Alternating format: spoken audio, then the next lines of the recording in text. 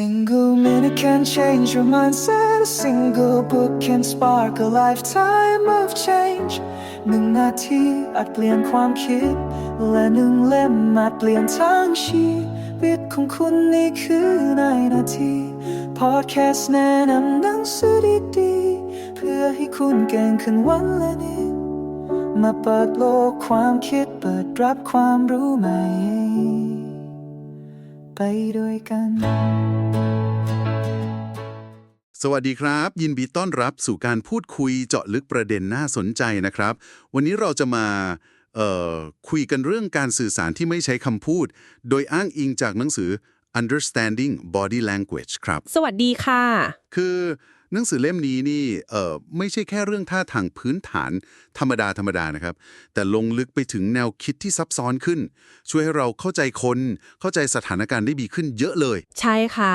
เหมือนกับว่าเขาเอาข้อมูลชุดเดียวกับที่ใช้สอนพวกผู้เชี่ยวชาญจริงๆเลยนะคะตำรวจทหารหรือแม้กระทั่ง CEO เลยค่ะโหจริงเหรอครับแต่มีประเด็นหนึ่งที่ผมว่าน่าสนใจมากคือเขาเน้นเลยว่าไม่มีภาษากายไหนที่แบบความหมายตายตัวเป๊ะใช่ค่ะอย่างเช่นการกอดอกที่เราเจอบ่อยๆค่ะมันอาจจะแค่เขารู้สึกหนาว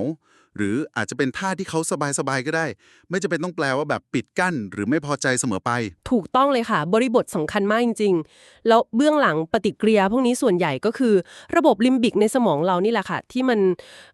กระตุ้นการตอบสนองแบบสู้หรือหนีหรือ fight or flight ที่เราคุ้นเคยกันโอ้ครับซึ่งอันนี้มันเป็นสากลนะคะแต่การแสดงออกอาจจะต่างกันไปบ้างแล้วก็ยังมีเรื่องmicro expressions ด้วยค่ะ micro expressions ค่ะเป็นสีหน้าที่แสดงอารมณ์ออกมาแค่แวบเดียวจริงๆค่ะคือมันเผยความรู้สึกที่แท้จริงออกมาแม้ว่าเจ้าตัวพยายามจะปิดไว้ก็ตาม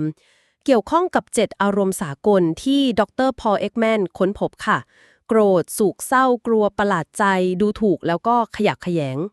น่าสนใจมากครับ7อารมณ์สากลงั้นเป้าหมายเราวันนี้ก็คือมาสรุปประเด็นสำคัญกับประโยชน์จริงๆที่ได้จากหนังสือเล่มนี้กันนะครับมาดูกันว่าจะเอาไปใช้ในชีวิตจริงได้ยังไงบ้างได้เลยค่ะแล้วถ้าในสถานการณ์จริงๆเลยล่ะครับการเข้าใจเรื่องพวกนี้มันช่วยได้ขนาดไหน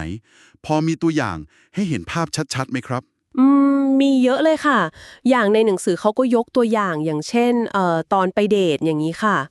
เดทเลยเหรอครับค่ะหนังสือเขาชี้ให้เห็นสัญญาณเล็กๆน้อยๆนะคะที่พอจะบอกได้ว่าเดทนี้กำลังไปได้สวยนะเช่นการเอียงคอเล็กน้อยหรือว่าถ้าอีกฝ่ายเริ่มเลียนแบบท่าทางเราโดยไม่รู้ตัวเรียนแบบท่าทางแบบว่าทำตามเราเหรอครับใช่ค่ะคล้ายๆแบบนั้นส่วนใหญ่มันจะเป็นไปโดยไม่รู้ตัวนะคะสะท้อนความรู้สึกสบายใจความเชื่อมโยงกันอยากสร้างความสัมพันธ์อะไรแบบนี้ค่ะอ๋อเข้าใจแล้วครับแต่ถ้ากลับกันถ้าอีกฝ่ายเริ่มเหมือนสร้างกำแพงแบบเอากระเป๋าวางขวางหรือว่าปลายเท้าเขาชี้ไปทางประตูตลอดเลยอันนี้ก็อาจจะเป็นสัญญาณว่าเขาอาจจะไม่ได้อินกับเดทนี้เท่าไหร่โหละเอียดเหมือนกันนะครับเนี่ยค่ะหรือถ้าเป็นสถานการณ์ที่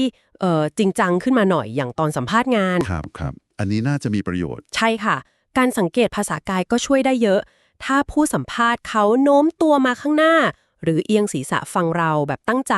อันนี้ก็อาจจะแปลว่าเขาสนใจ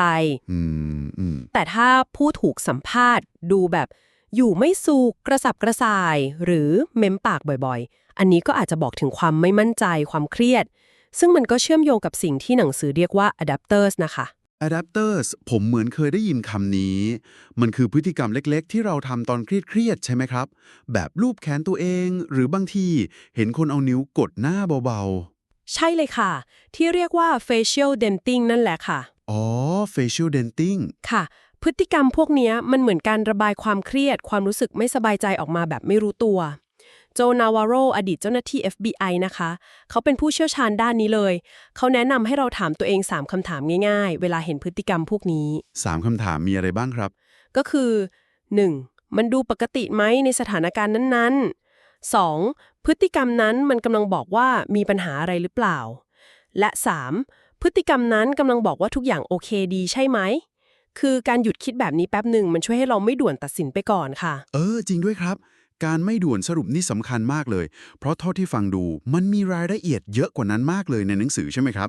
อย่างเรื่องสัญญาณที่อาจจะบอกว่าโกหก หรือแม้แต่ความแตกต่างทางวัฒนธรรม ใช่ค่ะใช่ ผมจำได้ว่ามีตัวอย่างเรื่องคนบัลแกเรียที่สายหน้าแปลว่าใช่ แต่พยักหน้าแปลว่าไม่ใช่ ใช่เลยค่ะ อันนั้นคลาสสิกมาก